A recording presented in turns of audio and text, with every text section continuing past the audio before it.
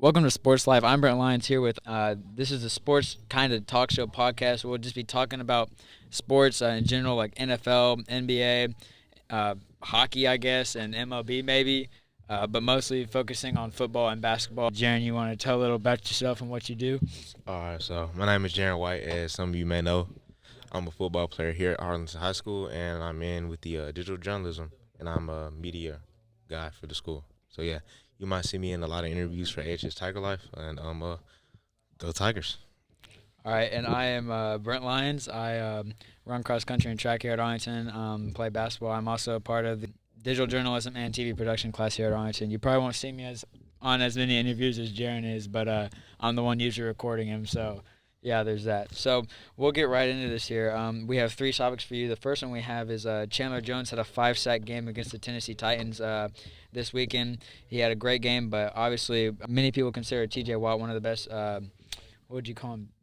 I still think T.J. Watt is the best pass rusher in the league, but Chandler Jones did put on a show against the Titans. The Titans really couldn't even do anything with him. Having 5 sacks against a game and holding Derrick Henry to not even 100 yards. Derrick Henry didn't even have 100 yards that game. That's amazing. You don't think that has anything to do with the offensive line that he was going up against? I mean, of course that plays a part, but it's all gonna play out this week.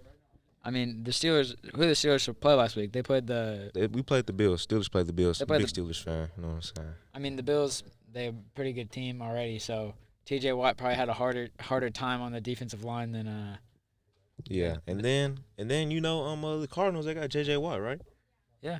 Yeah, so I feel like a lot of people were prepping for J.J. Watt and they forgot about Chandler Jones, and that's why he just showed out. But I feel like teams are gonna start doubling him more, so we're gonna see how he handles that adversity.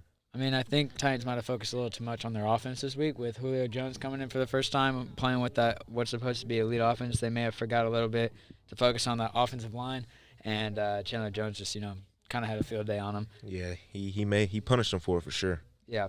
Speaking of Cardinals and their great defense they had last game, Kyler Murray is on the offensive side of that assault. He had a really great game last game, but so did Dak Prescott. Maybe a little comparison there on who's better. Dak Prescott obviously coming back from that injury he had last year. He was out most of the year. Any insight on that there, Jaron? But yeah, Dak Prescott coming off injury and throwing for 403 yards, it's amazing. It's honestly that what a way to come back. Yeah, Dak had a great game. They played probably one of the best opening games of a year you could ask for. They played the Patriots and came down to the wire pretty much the whole time. Looking up stats, Kyler Murray had 289 yards and 4 touchdowns, and he threw 180. He threw one interception. His passer rating was a 121. I'm not really good with passer ratings, but I know that's a pretty decent passer rating for a quarterback. And then Dak Prescott threw for 403 yards, 3 touchdowns, 1 interception, and his passer rating was 101.4. So they both pretty much had similar games besides Dak Prescott throwing for like 200 more yards. Yeah, that is true. But Kyler Murray, man, his rushing ability is what sets him apart from most quarterbacks. So would you say Kyler Murray is better than Dak Prescott? Man, I'm gonna have to give it to Kyler Murray right now, but I think it'll all play out as the season goes along. But right now, Kyler Murray's been a dog. He's been a dog. He was a dog last year, and he kicked off the season pretty good this year too. Who do you think? Whose team do you think comes out better, Cardinals or Cowboys? I think Cowboys' defense is what's letting them down right now. Once they get that together, I think they'll be a Super Bowl contending team for sure. But I think the Cowboys have the defensive player, rookie of the year. They got Michael Parsons from Penn State. Yeah, but their defense did let them down last week. Hey, Michael Parsons still played good. Speaking of college football, as Michael Parsons used to play for Penn State. In the college football world, Texas played Arkansas this weekend, and they got thropped by Arkansas, like 40-21. It was a complete blowout. I don't think many people were expecting that. Jaron, you can tell me anything about the Texas-Arkansas game, maybe what happened a little there?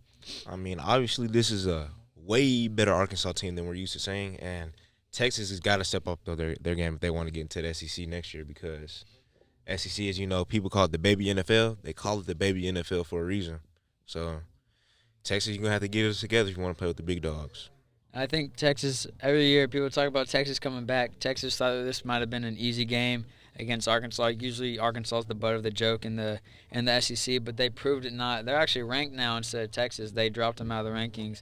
But yeah, like you said, people consider the SEC the baby NFL of the college football world.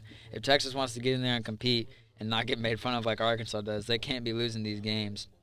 Yeah, Arkansas, they're playing with a chip on their shoulder right now, and I'm excited to see what they do this season. I am too. Yeah, this is Jaron White and Brent Lyons signing off. See y'all next week.